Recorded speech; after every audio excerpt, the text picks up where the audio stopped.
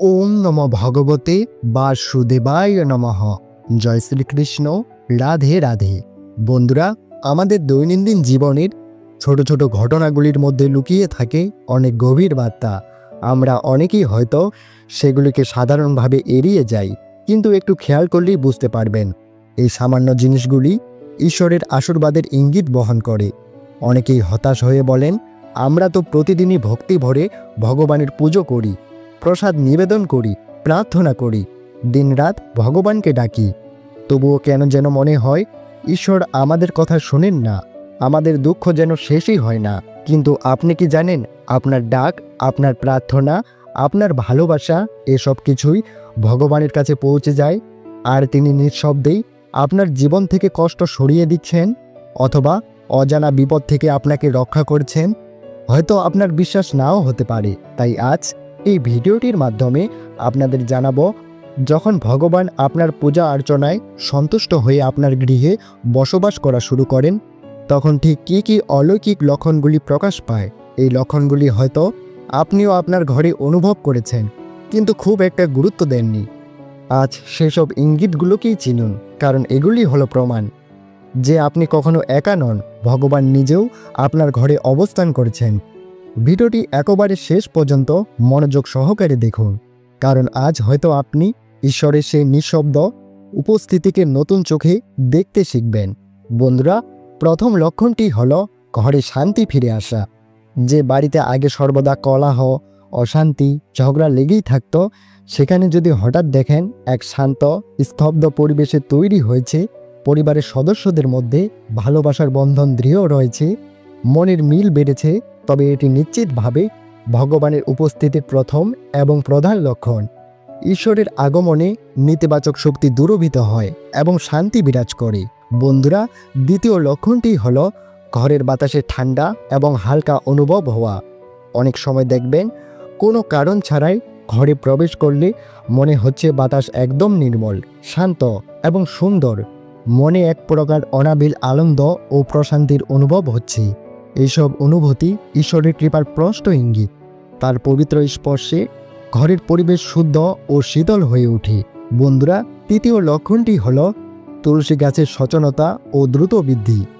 যদি দেখেন বাড়ির তুলসী গাছটি হঠাৎ করে খুব সবুজ ও সতেজ হয়ে উঠেছে, তার বৃদ্ধি স্বাভাবিকের চেয়ে অনেক দ্রুত হচ্ছে, তবে এটি ভগবানের অসীম আশীর্বাদ। সেই গৃহে খুব শীঘ্রই সুখ শান্তি ফিরে আসতে চলেছে এবং ভগবানের আশীর্বাদে তার দুঃখ, কষ্ট ও রোগ জ্বালা সবকিছু শেষ হতে চলেছে। বন্ধুরা, চতুর্থ লক্ষণটি প্রদীপ দীর্ঘক্ষণ জ্বলা। পুজোর সময় ঘৃত বা তেলের প্রদীপ স্বাভাবিকের চেয়ে অনেক বেশি সময় ধরে জ্বলছে।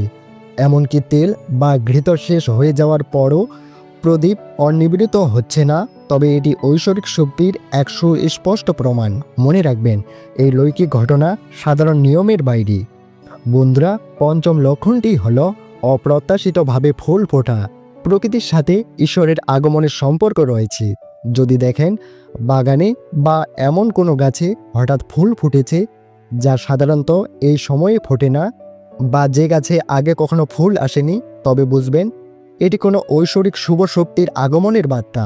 প্রকৃতিও ঈশ্বরের আগমনে আনন্দিত হয় এবং তার প্রকাশ ঘটায়। বন্ধুরা, ষষ্ঠ লক্ষণটি হল সাদা বা হালকা রঙের প্রজাপতি ঘরে ঘুরে বেড়ানো। যদি প্রায় দেখেন কোনো সাদা বা হালকা বর্ণের প্রজাপতি আপনার ঘরে আছে এবং কিছুক্ষণ ঘুরে বেড়াচ্ছে, তবে এটি অত্যন্ত শুভ লক্ষণ। মনে করা হয় এই প্রজাপতিরা দেবদূত অথবা আধ্যাত্মিক বার্তাবাহক হয়ে আসে। বন্ধুরা, সপ্তম লক্ষণটি হল আধ্যাত্মিক অনুভূতির সাথে যুক্ত।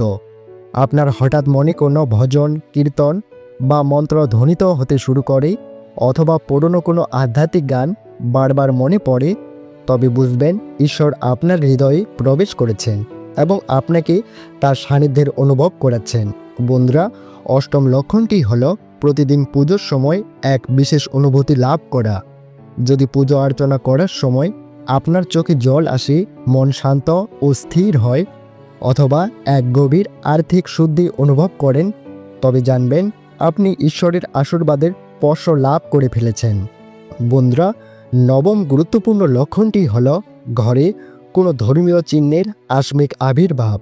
যদি হঠাৎ করে ঘরের দেওয়ালে, মেঝেতে বা অন্য কোনো স্থানে সিঁদুরের দাগ, স্বস্তিক চিহ্ন অথবা কোনো পবিত্র পদচিহ্ন দেখতে পান, তবে জানবেন এটি অত্যন্ত শুভ ও পবিত্র ইঙ্গিত।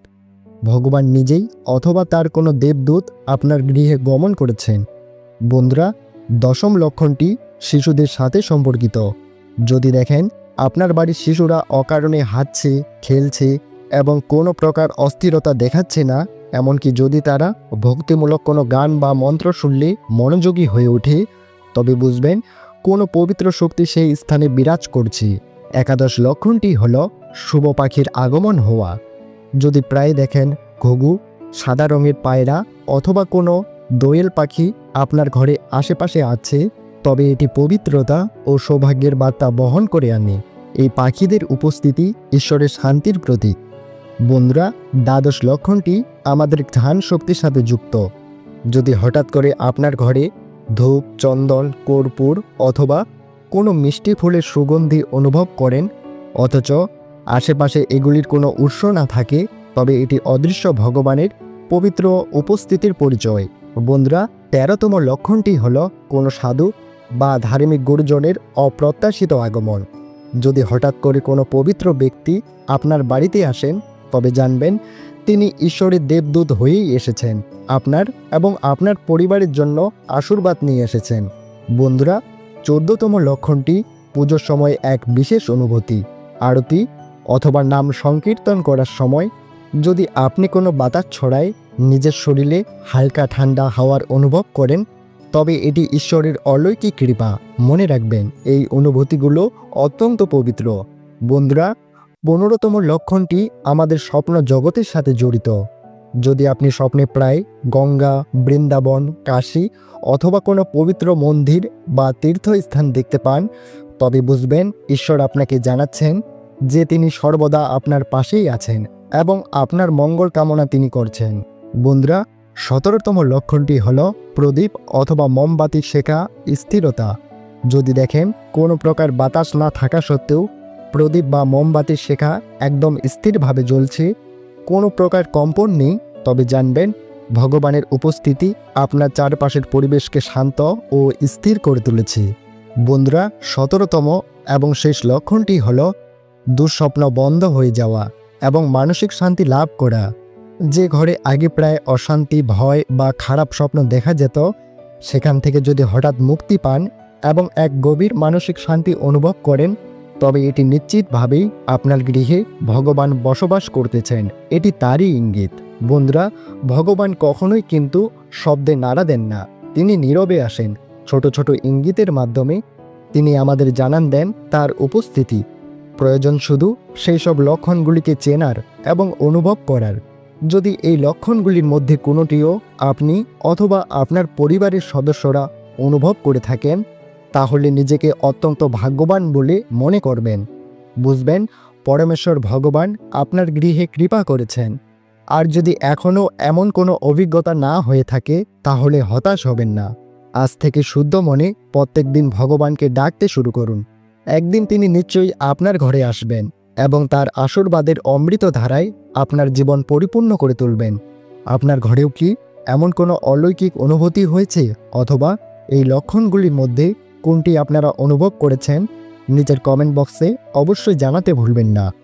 আশা করি দর্শক বন্ধুরা আজকের এই ভিডিওটি দেখে আপনারা সমৃদ্ধ হয়েছেন। এরপরেও যদি কোনো প্রশ্ন বা মতামত থাকে, তাহলে কমেন্টে অবশ্যই জানাবেন। যদি ভিডিওটি আপনাদের ভালো লেগে থাকে, তাহলে অনুগ্রহ করে একটি লাইক করবেন, পারলে সকলের উদ্দেশ্যে শেয়ার করবেন এবং এই ধরনের নতুন নতুন ভিডিও দেখার জন্য আমাদের এই চ্যানেলটিকে সাবস্ক্রাইব করবেন। সকলে ভালো থাকুন, সুস্থ থাকুন। পরম করুণাময় শ্রী হরি আপনাদের মঙ্গল করুক। জয় শ্রীকৃষ্ণ। রাধে রাধে।